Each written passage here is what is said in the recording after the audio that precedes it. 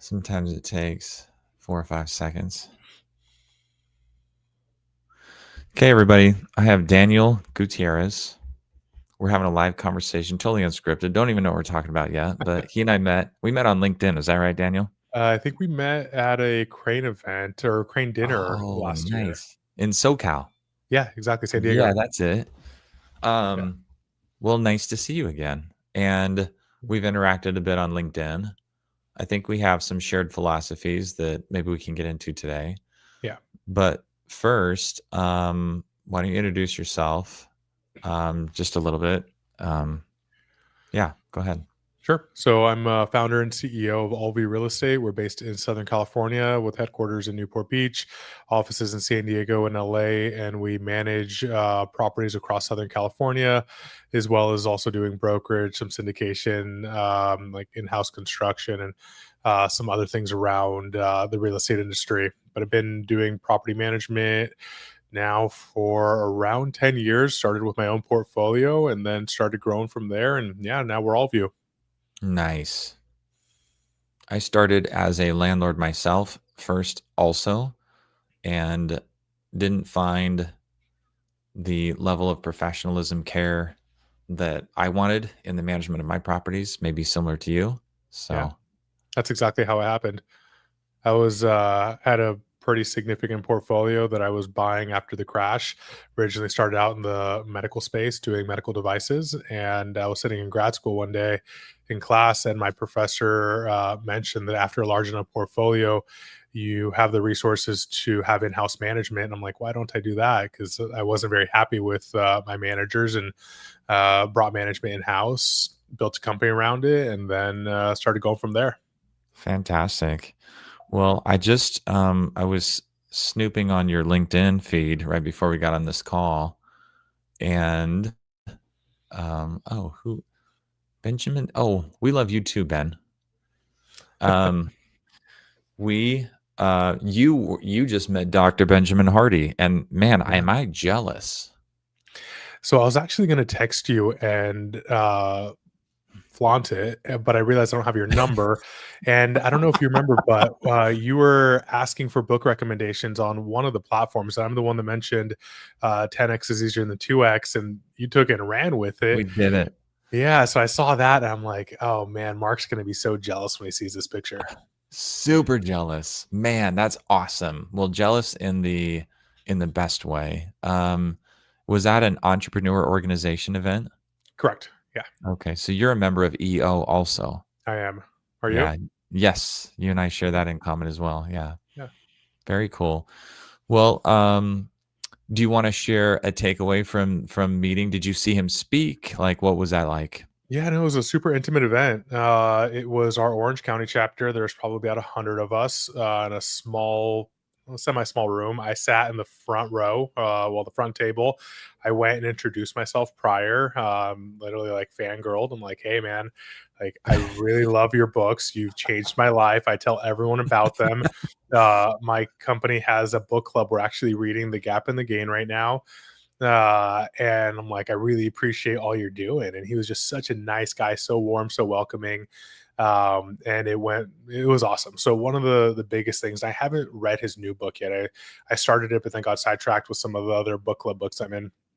One of the, I think, amazing philosophies is how he's so focused on let the future dictate your present, and don't worry about the past. The past is there to learn from, but figure out what your future looks like, what you want your future to look like, and let that dictate your present. Even in regards or in line with the 10x is easier than 2x, is getting rid of the noise. And he had a bunch of amazing visuals that showed when you're looking to grow 20% per year, you could generally do that as long as you work hard and have some kind of strategy. If you're looking to grow 2000% per year, the ways to do that are so limited and make you focus so much that your future has to dictate your present and what you're doing. And it really just it was such a simple way and such an effective way of outlining what we need to be doing on a daily basis. All of you operates on EOS, which is aligned with that, but I think through his kind of philosophies, it's on a whole different level, and or even something as similar as or simple as The floor is your culture, and the floor for him is like, what's your goal? And that needs to be your floor. And then what you accept becomes your culture. So he was saying for his own company that their goal is, of course, to scale massively, but the people you have in your organization and what you accept from them becomes the culture without us needing to, speak about culture, or pretend like we're working towards a culture. It's the actions that dictate the culture. And it was just such a simple and effective way of looking at it. I really like this idea, Daniel, that we sort of devolve or settle down to the lowest level that we're willing to accept. Like there's something Yeah, there, right? Where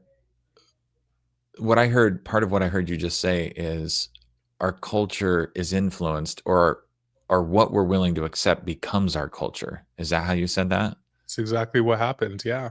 And it's a hard pill to swallow because it makes us really look in the mirror, but it's true. So how do we so there's two things at odds. Maybe you can help me figure this out. There's this seeming paradox. You don't want to be an ass and whip everyone into a frenzy and have everyone quit because you're too difficult to work for, because you just demand too much. But you also don't want to accept the mediocrity that will prevent you from greatness. How Yeah. do we balance these two things? So I'll add a third component. I don't think there is a balance. Um, it starts with hiring the right people who are aligned with who you are and how you are. The people that you don't have to be an ass to, but that will drive themselves and the rest of the organization to rise to your level or to rise all the levels. So if you have that organization that the people within it don't want to perform, they want to clock in, clock out, get their paycheck and not worry about it, there's no way to get them aligned with who you are if you're really looking to be a high growth, high scaling, high performing company. I mean, if you're going to be that asked to drive everyone to perfection, you're going to kill both yourself and them, and it doesn't work. I think at that point, you may have to restart and rebuild from the foundation up. Well, that's really interesting. I think you just helped me with the distinction that I haven't fully formed prior to this conversation, which was um, perhaps I've led my company in the last 14 years with the limiting mindset that, look, I'm just an extremely driven person. It's unreasonable for me to expect my level of performance out of really anybody else. And so it's almost like I feel like I've been living in two worlds, Mhm. where there's Mark's standards and then there's the standards that I can reasonably apply to the rest of the team.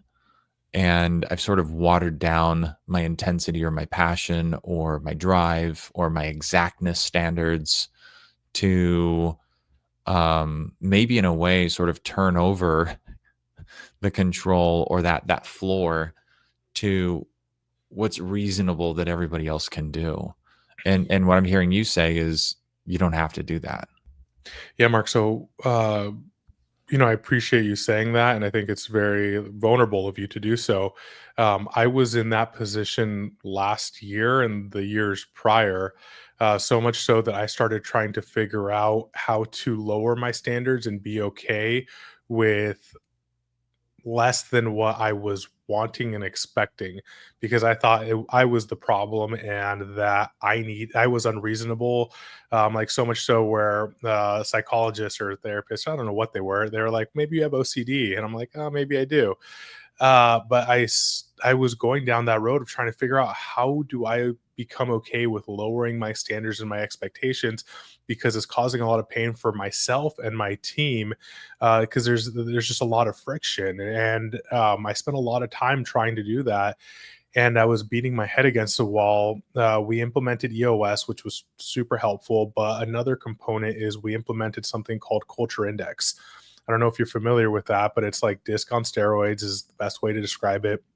And I did the assessment, met with the local consultant, and he broke everything down for me. And it has two different components: is how you're normally how you're hardwired and who you are, like at the core, versus what you've changed yourself to be. And he read it and he goes, "Oh man, Daniel, like you must be struggling right now." I'm like, "Yeah, like how do you know this?" And he starts breaking it down and I'm like, "Holy shit, man, like you know everything about my life. Like who are you?" Literally, I thought he had a crystal ball. I was like talking to Miss Cleo and I'm like, "What is going on? How do you know all of this?"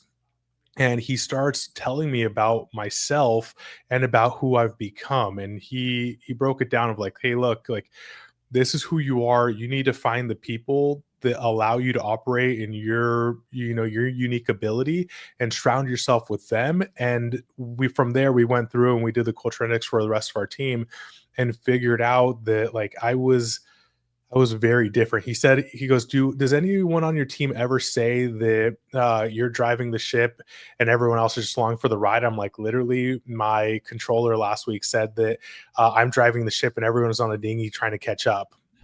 And he goes, "Yeah, that makes sense." He goes, "Let me put it to you this way." He's like, "You're like a Formula One car. You're like a Ferrari stuck in third gear and in traffic." And he goes, "You need to break free and you need to be who you are. And if this is how you continue doing things, it's like it's going to cause you a lot of stress, a lot of like emotional distress, and really drain you because you're changing who you are to be someone else, and it's not working." And I'm like, "Dude, you just in these what is it? It was like a 30-minute conversation. I'm like, you've just okay, there we go. Oh wow, that's intense. So in a 30-minute conversation, he just told me everything about myself. So it's crazy that you're bringing up Culture Index. We just did our onboarding like 3 weeks ago. Okay. So this is my profile. I'm an enterpriser. Yeah. These dots mean something to you. Yeah. That's a Um, pretty wide profile. I like it. yeah, yeah. I'm. He used me as an example a lot in the training. Yeah. um, I'm gonna pull mine up for you. yeah. I don't know if you have the option of sharing um, your screen too. But wow, this is crazy. So I recently decided we were going to fully implement EOS. I've had a business coach that's kind of picked pieces of it and helped us implement over the last few years. But I've had several people I greatly respect say, "Hey, we went all in on EOS and the business doubled." So Yeah. I definitely want to hear more about your shift from this um, being this Ferrari stuck in third gear and really, in a way, Daniel, not being true to yourself, sort of watering yourself down, sort of holding yourself back just because, and I don't mean I don't mean to be, have this sound arrogant. Oh, wow. Yeah. Similar. Oh, wow. Wow. Beautiful. Are you an architect? No, so I'm a tech expert, and the only reason I'm not an architect is because I'm as much of a perfectionist as I am a driver. So I'm always driving and always have to be right, always doing a million things at once, and I just want to get shit done. Wow. You modify a lot in the workplace. Look at that Yeah. second.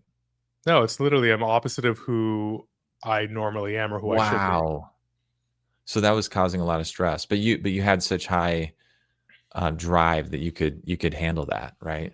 I could push through it, but you could imagine what it was doing to my team and to me. Hmm. Maybe this is a really important conversation for me to have right now. I feel like I've been doing the same thing for 16 years, like Yeah. basically throttling everything because I didn't want to be a jerk. Mhm. How did you overcome this? Walk me through this. I mean, this is a long conversation.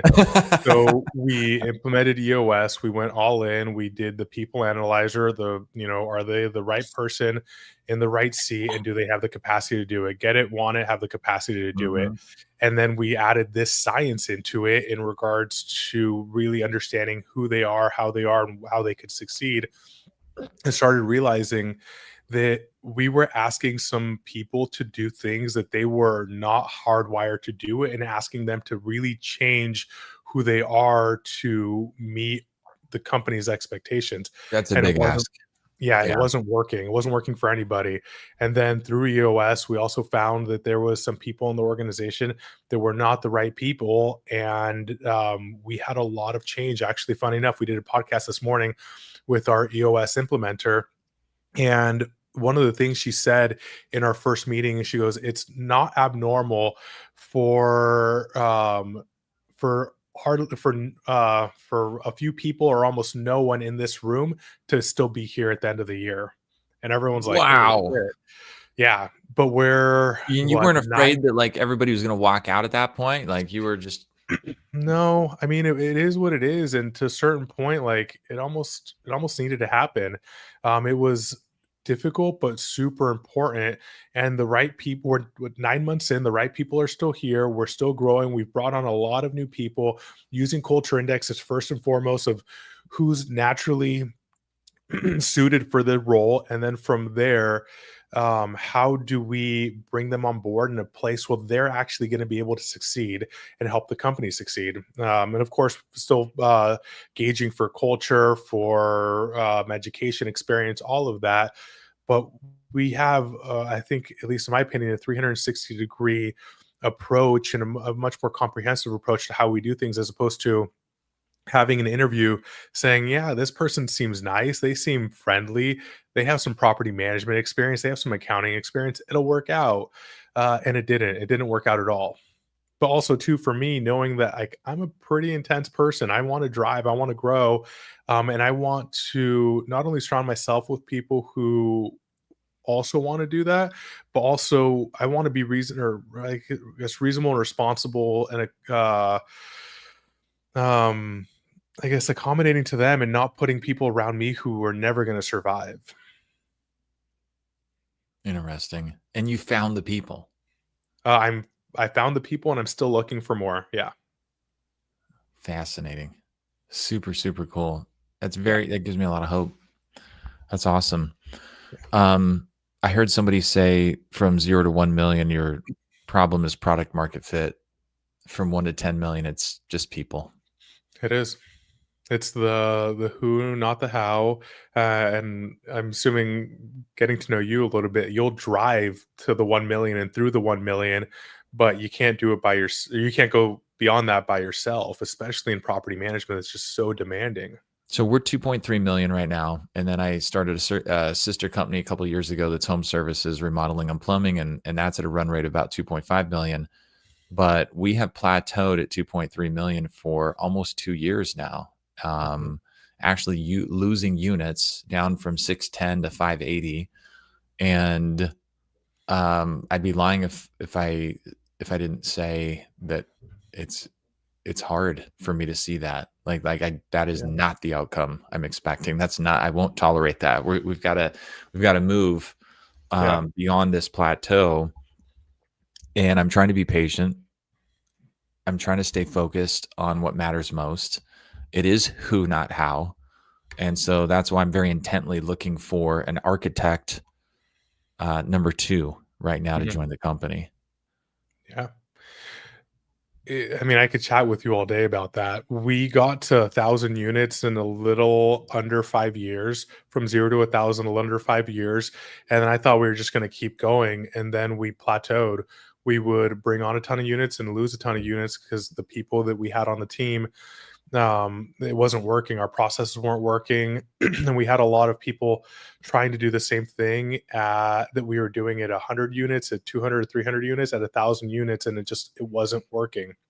I think we got to 1,000 units quickly because we had some super high performers, individual contributors.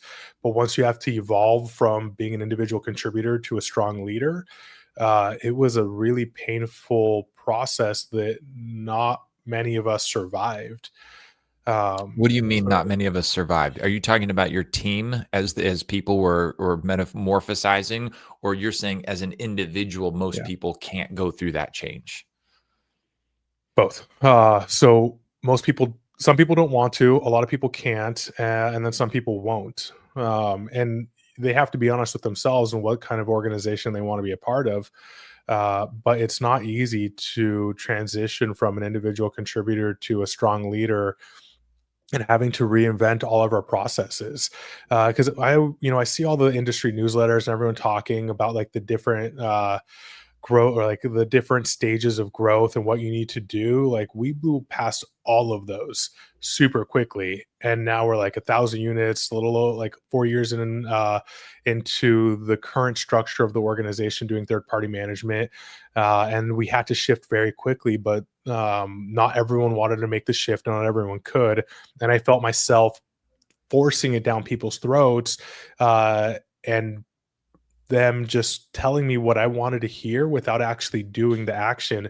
And we were plateaued at about 1,000 units for quite a while, and finally have been able to restructure the organization, build a new foundation, and we have now a foundation that could grow much larger. And like even one thing I forgot to mention with Ben Hardy, he started the meeting saying, "How many of you guys are here to grow?" And you could imagine the entire room's like, "Yeah." He goes, "Okay, cool.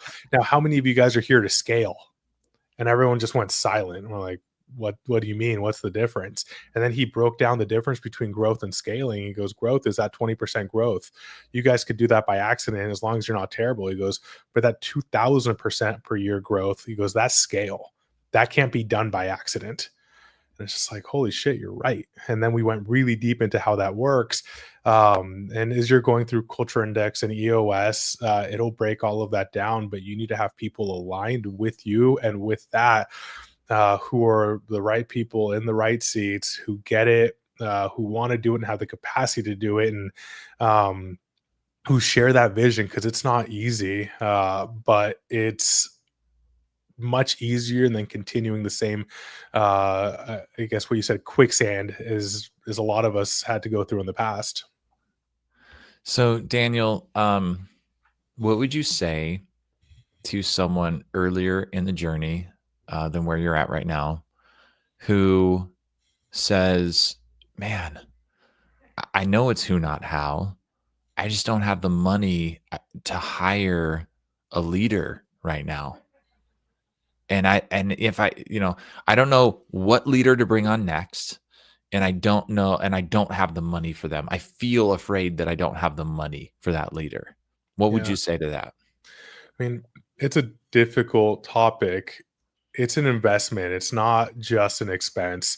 So investing that, or hiring that great leader isn't just looking at their labor expense, but an investment into your company that they're going to be able to produce much more revenue than they cost.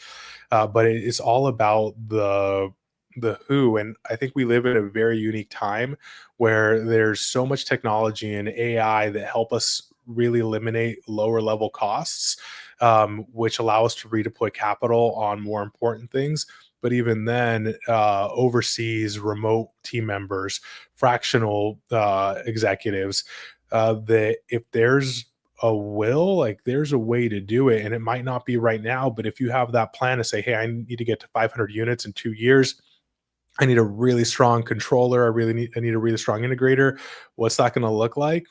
Figure out how to get to that revenue, to that margin, so then you have the ability to make that investment, without just going in blindly and hoping for the best. Because that's what a lot of us do. And I think I don't remember who wrote it, but they were talking about how a lot of property management owners are ex realtors, and they don't have a lot of that business education. I came from a medical background. My first job was at a large hospital system, and I started a medical device company, did brain monitoring company in a surgery center. I have my MBA, so I had a lot of that education. And I wasn't as worried about like the accounting or the finance or even like the organizational components, but um, as the company grows, there needs to be so much structure in place, because I couldn't do it all. I couldn't manage all 1,000 units. I couldn't manage every property manager or releasing agent. And that's where a lot of it broke down. So figuring out where your next gap is and plan to fill it, hopefully before it becomes too painful. So some people would say, like in the room where Ben Hardy said, "Who wants to grow?" sometimes people think, well, growth is just I don't have enough new client leads. What I hear you describing is like a holistic company scaffolding structure that would enable growth, like far beyond this finite issue of I don't have enough new client leads. Mhm. Tell me how you think about that. Like Yeah. what like new client leads are important, but sometimes it's the unexpected, like second order or third order consequence of like building out scale and operations that enables and it almost like sucks in those new client leads like a vacuum. Is Yeah. that right in your experience? Or how much of it is, well, no, you really, one of your core competencies better be, marketing, and you better nail that early on. I think you have to grow, but once you're at a 100 units and a few hundred units, now you're worried about churn. So you could grow all you want, but if you keep churning, your growth is going to matter. And you've mentioned that in the past, or you have all of the VC backed PM companies that are going out and buying hundreds of units, thousands of units, and every property management company that's willing to sell, but you see their churn just killed any of their growth. So, yeah, you have to have those leads coming in, but once those leads come in and convert, you have to keep them, and that's where the systems, the processes, are important to make sure that they're not coming in the front door and going right out the back. And then on the growth side, like the leads, you need leads, but you also need to be able to service them accordingly, and then convert them. I So we didn't hire a BDM until about 1,000 units. Now, the majority of the growth was just me going and meeting with clients. Our director of property management, Brendan, he would help as well. And it got to the point where I couldn't even take sales calls anymore because I was too busy doing other things. So I was forced to get a BDM, and I knew I should have way earlier. I just didn't. We ended up using rent scale, and that was a helpful process. It took us quite a while to find someone who I felt comfortable with, but now he's taking all the calls. He's converting like crazy, and now we're doing a much better job at keeping those clients. So it goes both ways. The marketing side is important, and you have to be able to convert and close, but you have to be able to keep them. Otherwise, all of that marketing spend, time, and attention is going to be useless. I did the math once, a 1% drop in churn rate from 11 to 10%, if you were only adding 10 doors, 10 clients a month, would be a 330,000 top line revenue difference. And, if you're adding 20 a month, double that. And a lot of that is high margin. So a lot of that would go Yeah. directly to the bottom line. So it's fascinating to think about what small investment you could make to change churn by 1%. And it's kind of that, like, Ray Dalio talks about second and third order consequences from, the action we're taking now has a second and third order consequence that has a massive impact on the business. And I think that churn Mhm. is that second order consequence most of us don't pay enough attention to. 100%. And then with a company like yours or all of you, we lose them for property management. Lose them for the sale. We lose them for all of the maintenance and repairs and construction. So, one client out the door, their client lifetime value is significantly higher than a property management company that only does property management. So you One of really need to be able to button that up. I'm curious your reflection on a thought I've had recently, that the ultimate metric in the future growth of my property management business is lifetime profitability per client. Um, and that's difficult maybe to measure or predict, but um, the comparison I drew out in my mind was the typical client that churns after 5 years. That's a 20% churn. Um, we're making zero profit year one. Let's call it $1,000 profit years 2 through 4, assuming they have, or 2 through 5, assuming they have one unit. That's $4,000 lifetime profit. If instead that client stays with us 10 years and transacts 3 times for us because we're full service brokerage like you are, that Mhm. jumps from a 4,000 lifetime profit to nearly 40,000 lifetime profit, because at scale you can do transactions. One real estate agent paid 250,000 a year could do 10, 15 transactions a month with a transaction coordinator. That could be a 70% margin function in your business. Absolutely. So so if you consider if you considered if you were only adding 10 clients a month that started with one property, but you knew there was a high likelihood they would stay 8 or 10 years or more, that's getting close to that 10% churn rate, and transact 3 times, which isn't as difficult as some might think. It's in 10 years repositioning one asset through a 1031 exchange and buying 2 other properties. Then if you add 10 clients a month, you have a 40,000 lifetime profit per client. You're building a 5 million EBITDA business on adding 10 clients a month. Yeah. That's significant. And that's not taking into consideration your plumbing and maintenance renovations, everything else that you've referenced in the past. Absolutely. So do you have any And reflections on, like, what's your ultimate KPI? Is if we could measure that, do you think that is the right KPI for the property management business, that lifetime profit per yeah. client? So the catch is there's so many KPIs and you can't get into all of them. I think that would probably be amongst the top 3 because that encompasses so much, right? That encompasses us getting clients, keeping clients, being profitable, running efficiently, keeping them within the network. So yeah, I don't know if I've really scaled down to the top KPI, but I would assume it's probably one of the top 3 because it does take in consideration everything we're doing and should be doing. It's difficult for me to try to conceptualize how we would anticipate or predict. So I shared with my team recently, if we could perfectly predict the clients that would be with us for 1 year, we would never sign them. If we could predict the people that would be with us 2 or 3 years, never transact, and be kind of stressed out most of the time, we would not sign them. If we could perfectly predict and only say yes to the people that will be with us 8 years or more and transact 3 times, even if it was only 4 people a month, we would do only that. We Yeah. would have so much available resources to figure out how to connect with more of those types of people because we would cut out all the noise. Yeah. And the noise is where you get a lot of the issues. The people who are only with us a month and or a year and make our lives miserable, they're the ones that cause legal issues. Um, yeah, they take up the majority of our time, and that's why one of the reasons why so many companies have a hard time growing, or even why so many owners just have a hard time being in the industry because they generate so much pain. I want to shift. You and I share a similar philosophy about incentives driving behavior and fees. Can you share with me, maybe just openly, broad question? Um, what do you think? I've seen some of your comments online. What do you think we're doing right as a property management industry? Where do you think we can improve in terms of fees and incentives? Yeah.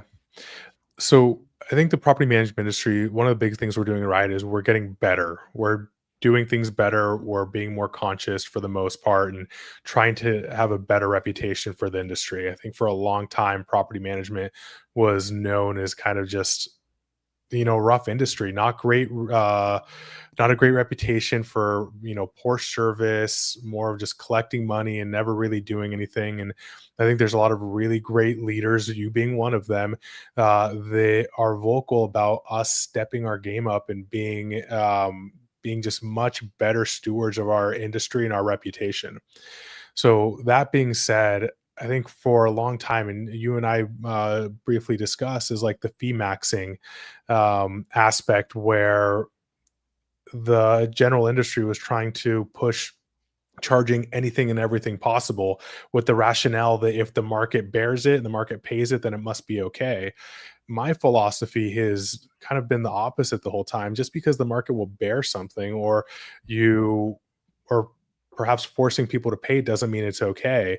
I'm more on the school of thought of providing more value than just trying to extract all the value from our clients, whether that be tenants or client owners. So all of you from day one, we've never charged any of those ancillary fees. We've gone through Profit Coach, where they're looking at us like we're crazy because we don't have any of the ancillary fees to all of the the different industry events, where they think we're nuts and we need to charge this and charge that, and we're leaving all this money on the table. But for me, it's we want to provide a great value. We want to provide a great service. We do well, our clients do well, and with that, everyone grows together. Um, and I've been told I'm doing a disservice to the industry by saying that or doing that. But I think we're now seeing more than ever that our industry, you can only go so far until legislation changes, until we become the poster child of what not to do, and government intervention happens, whether it be through rent control or through other legislative manners. Now, I'm not a proponent of rent control. I don't believe it works. I don't. I think the majority of researchers and very smart researchers say it doesn't work, and they've shown it doesn't work. But that's not to say that, like, for instance, I think one of the posts that you're referring to was Bellingham, Washington, making it illegal to charge all of those junk fees. I'm totally for that. We don't do it so it doesn't affect us. But the reality is like we shouldn't be doing it just because we can, just because we could force a tenant to pay a fee doesn't mean we should do it.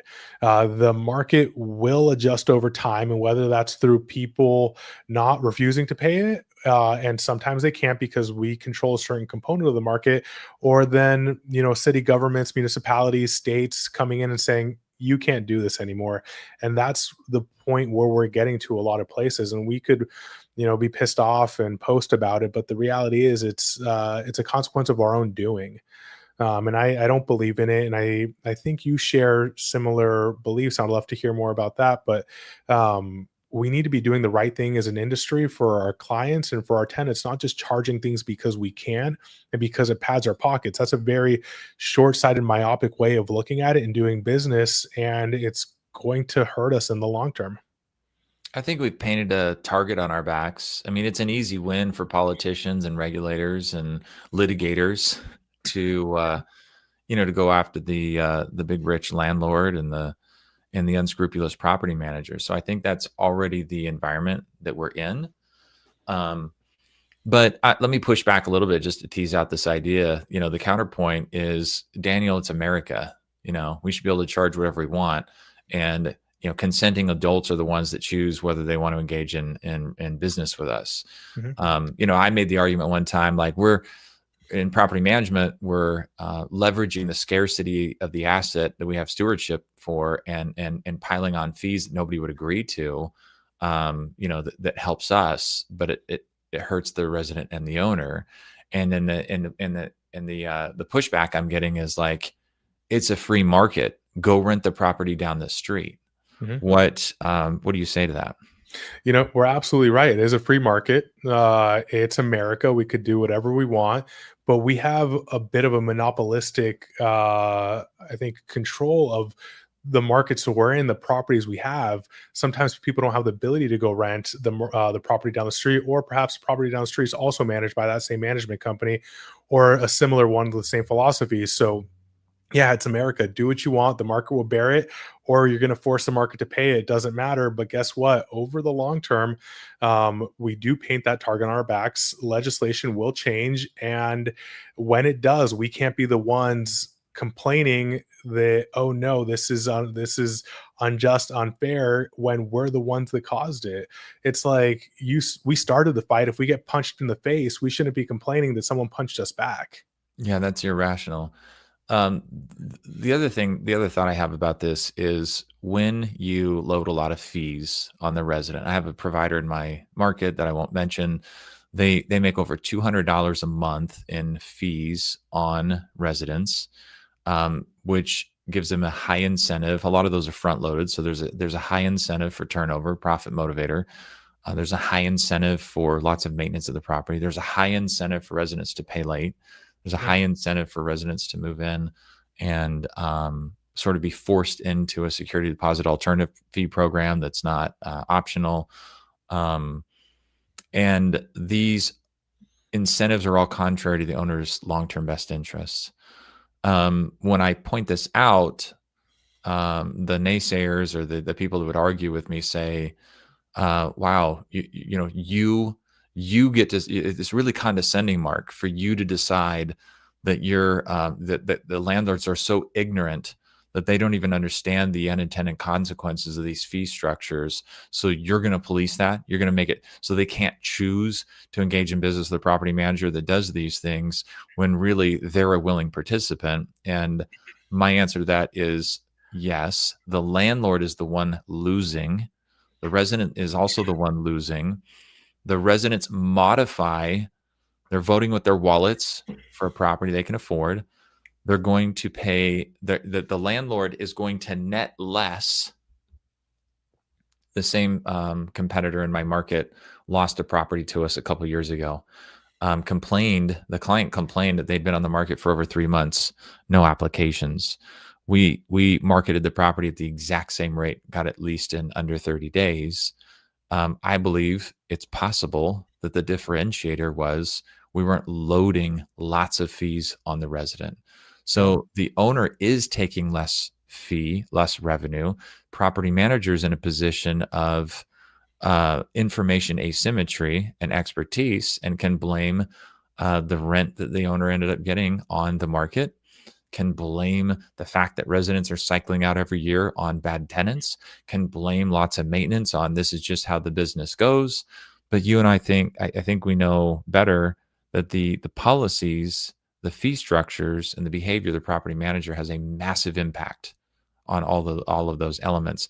I look forward to the day when we have metrics that can clearly display how um, fee structures that align people's interests and fantastic service to residents drive massive value creation for landlords. When we yeah. can prove that, when we can connect those things, because the reality as I see it now is it's really difficult for a ma and pa landlord to understand these dynamics and be able to connect those dots. Do you agree? I agree. I think the majority of the mom and pop landlords aren't sophisticated enough to know the implications of those fees to their investment. Our philosophy, my philosophy, is that we should be adding value, and through that value, clients choose us, tenants choose us, and they stay with us, not because we're forcing it down their throat. Now, Mark, don't get me wrong. Like, I love fee maxing. I love the junk fees. I love forcing or the property managers who force people to pay all of these crazy fees. Because for me, we market against that, and it is such an easy sell. There's a property manager in our market, one of our markets, that charges a technology fee. Every tenant, I think, pays like 1.5% every month for a technology fee. And we're in Southern California in like Class A markets. That's a big number. You know how easy it is to market against that? You know how easy it is to win against those other managers who are charging all these crazy fees? And I have also been called the unscrupulous one, or like, I can't believe you're doing that to our industry. Like, no, man, it's an open market. You do what you want, I do what I want. When you lose, don't complain about it. Because the reality is, we're adding value to our clients, we're treating them well, we're adding value to our tenants, we're treating them well. And if you lose because you're just trying to force them to pay their fees, the same argument goes back. It's America. You do what you want, I do what I want. There So was last week at the MX Summit that Ray Hespin's Property Meld hosted there in Rapid City, South Dakota. Um, Rapid Hills, Grand Rapids. Grand Rapids, So Dust, somewhere, Michigan. so Yeah. Grand Rapids. Um, I had dinner, met some guys from Idaho. They're over 2,000 units. They've scaled very quickly. And they said they specifically market against this fee maxing behavior. Sounds like it's working for them. It's worked for you. Yeah. And it does. It's easy. I fundamentally don't believe in it, especially when you're doing things that I think go against the owner's well being without them knowing. My philosophy is, if you have great service, the tenants are happy, they stay a long time, the owners don't have a lot of costs, they make a lot of money. When they have a little bit more money in their pocket, they're going to buy another rental. They're going to be like, this is easy. This is wonderful. Let's buy another rental. Let's call all of you. Where do we buy? How do we buy it? We're brokering the deal. We're managing it. We're growing that pie. We're not just trying to keep every little crumb for ourselves. We're trying to bake a whole different pie. And for those who want to fee max, want to charge everything possible, you know, great for them, but similar to their argument that if the market will bear it, do it, great. I'm just gonna be all the better for not doing it. Daniel, I want to go back to an earlier part of the conversation as we close out now. It seems very clear to me that as you've built your team, you've intentionally built your team by looking at hiring people, the right people, as an investment that will yield a return, not an expense that you have already the money in the P&L for. I'm reading between the lines. I'm putting a little additional context there. Correct me if I'm wrong. How do you do that? Um, how do you how do you assign a future growth value to a strategic hire, and thereby, because I think this is a sticking point for a lot of us as we're growing our businesses, we sort of think like, well, as soon as I can afford to make that investment, I will. Mhm. But perhaps what I'm hearing you say is like, no, no, no. If I make the investment, the return will come if I've done it right, and that's a 2x or a 3x in the investment. I'm not going to sit around and wait for my payroll budget to fully balloon to the point where this hire is a no-brainer, or maybe you do that. So just give me a little bit more context to that thought process as Yeah. we close out. No, it's the latter. So I started from zero as well, so there was times where I couldn't afford people, but I do view people as an investment to bring onto the team and help them grow. I want to be working in my unique ability. I don't want to be going and showing homes or taking maintenance requests or things like that. So, how can I? Where do I generate the most value, and where do I generate the least? How could I find someone else to take on the areas that I generate the least value so then I can generate more value and be, I think, a better investment for the company and have those people generate more value where they're performing their unique ability. So the approach I think is more of an approach from abundance, where people say, "Once I get here, I will do that." It's like how I think of it as like, how can I get there as quickly as possible so I can do that, and just always looking for that growth. And mind you, I've also been fortunate enough to not have to worry about my personal cash flow. I have other investments that I've built over the years, so I've been able to reinvest a lot back into all of you in order to help the team and the company grow, because with that, and as long as it's done right, it's going to produce a significant return. Interesting. So that last tidbit that you just shared is I think a powerful competitive advantage, that you have other ways of making money. I can resonate with this. Early in the business, I haven't done this as much recently, but early in the business, I found that every time I bought back my time by hiring somebody to do something that I wasn't great at and that kind of drained my energy, magically, I made the business more money somehow. Yeah, I couldn't even draw a straight line to it, but like somehow my time and my energy was freed up enough that I would yeah. talk to more people and stuff would just happen, right? So you mentioned buy back your time. Are you a fan of Dan Martell and read his book? Absolutely. Yeah. So for those of you who haven't or don't know, the book is called "Buy Back Your Time," and it makes you really break down how much are you worth on your hourly rate, what should you be doing and should you not be doing, and then for anything you that's under your hourly rate, you find someone else to do it because then you're going to be freed up to doing those higher value tasks. As Mark said, things happen once you have that time to put into where you should be working. Magic happens and you're able to generate the company a lot more revenue. Awesome. Daniel, it's been a real pleasure.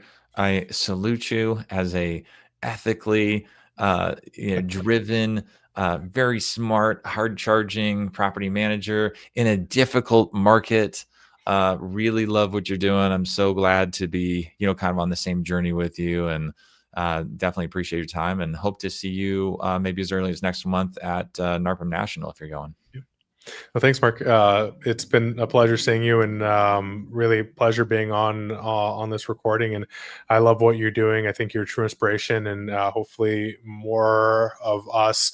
There's more of us in the industry to drive progress forward in an ethical manner.